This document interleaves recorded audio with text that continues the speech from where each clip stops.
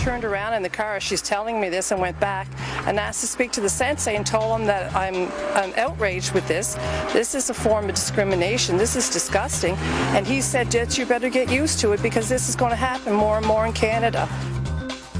The Halifax family of the teenage girls who were told stay away from an Islamist who joined their Aikido class, well, they're taking their fight to Parliament Hill. We all remember the junior high in Toronto that converts the cafeteria to a mosque every Friday. Girls are separated from the boys by a wall and tables, and menstruating girls, well, they sit all the way back. They're barred from being up front with the prayer. This in a public school. And also remember, you've got York University, a female phobic student that didn't want the other half of the population, and the administration caved. Cultural accommodation and all that. But if the Power family gets their ways, well, the funding rules for public places will be changed. No more cash for schools and rec centers that cater to misogynistic zealots. Byline's Culture War reporter Chris Sims has this update.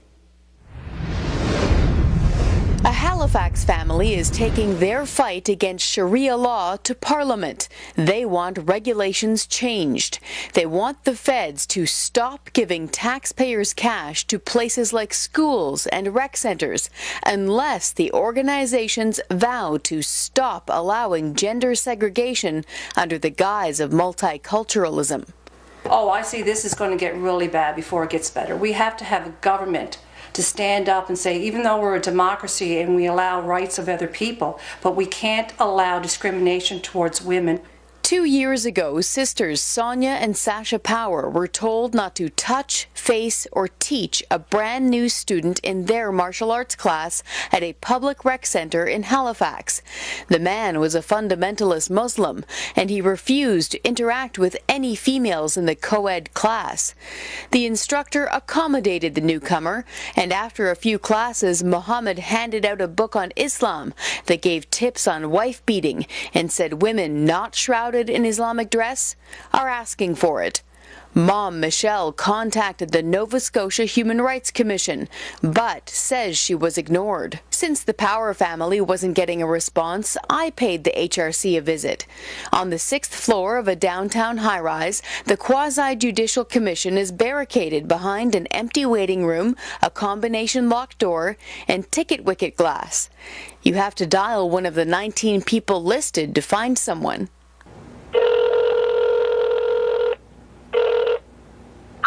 Barbara Holmes of the Nova Scotia Human Rights Commission Dispute Resolution Division. Thank you for calling. I'm sorry I missed your call. Please leave a message, and I will return your call just as soon as I can. Thank you. Hi there, my name is Chris Sims. I'm a reporter with Sun News Network. I'm actually out in your waiting room right now. I've been here for about an hour. I'm waiting to find out if I can please speak with someone from the Nova Scotia Human Rights Commission.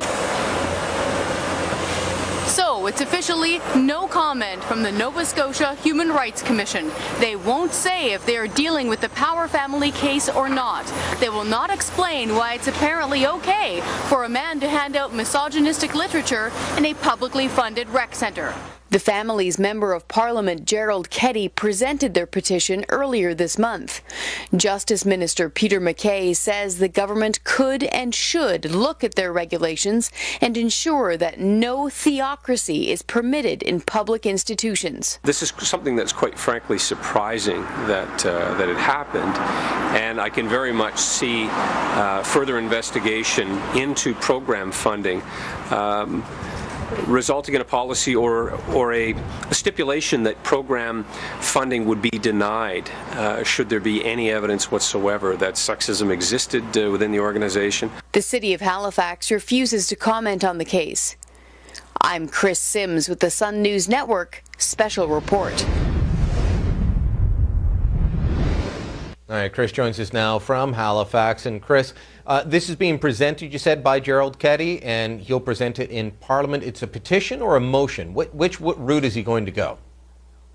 He just did it very recently, Brian. He succeeded in doing it. It was a petition, so of course the family jumped through all the proper hoops and had it properly handwritten with full addresses and full names, basically saying that the federal government must say, you know what, if you want taxpayer dollars, whether it be for your rec center, your high school, your university, you can't do this kind of cultural accommodation. You can't send women to the back of the bus. And this is the type of thing that all politicians should be behind, but as we've seen with both the Mosqueteria in Toronto, York University, and elsewhere, politicians will all of a sudden, even women who are leaders in the political sphere will suddenly, push for the multiculturalism angle of, oh, well, we have to understand. No, we don't. The unelected politicians who dot the Human Rights Commission here in Nova Scotia, like you said, like you saw there on the pack, didn't speak to me, and just now have tried to get back to me saying, oh, well, there's some privacy issues, we need to have it signed off before we can talk. I've seen the emails that Ms. Walsh and the Power family have gotten back from the Human Rights Commission. She already sent them to me. They basically say, leave us alone, we're not investigating the fact that your girls were segregated in a publicly funded rec center, and we're not investigating the fact that your 15-year-old daughter was handed this pamphlet that tells her what a whore she is for not wearing a burqa at a publicly funded rec center. They've told the Power family to go away. And I must say that it's a weird place up there in the Human Rights Commission. There's nobody around, and all you see are a bunch of pamphlets that justify different people's rights. In this case, the Power family feels that some rights are worth more than others. Well, we've long known, we saw it with Ezra Levant, we saw it with Mark Stein, that these human rights commissions are a joke, that they push for freedom in one direction only. Kudos to the Power family for going through with this, just to show that it's all a charade. And I encourage everyone, if you didn't see the Stein-Levant special, it'll air again tonight. It's also up on the Sun News website and on the blog. These organizations should not exist because they're not about real human rights, they're about fake rights. Shocking, though, we got about a minute left, Chris. Shocking that the city of Halifax is running away from this as well. Are they even giving you an excuse or just being silent on this?